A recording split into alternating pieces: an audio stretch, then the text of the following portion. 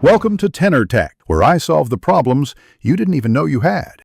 You start by assessing quickly.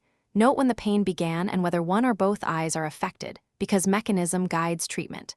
Once done, remove contact lenses immediately and rinse the eye with sterile saline. This flushes irritants and lowers risk of abrasion. Next, apply a cool compress for 10 to 15 minutes to reduce inflammation and slow nerve firing. Make sure to avoid rubbing. That can worsen injury. If you have sudden vision loss, severe pain, or light sensitivity, stop and seek urgent care. Next, focus on targeted home care to address common causes like dryness or mild inflammation. You should use preservative-free lubricating drops every 1 to 2 hours to restore tear film and soothe corneal nerves.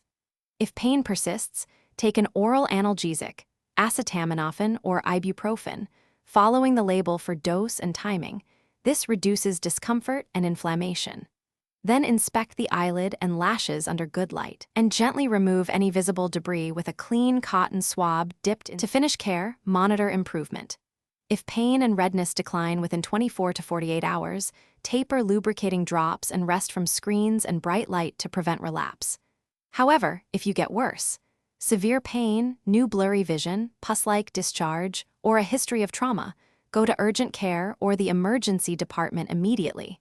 These signs suggest infection or corneal injury. Troubleshoot by remembering one key tip. Persistent pain, beyond 48 hours, requires an ophthalmology visit for fluorescein exam and targeted therapy, so don't delay.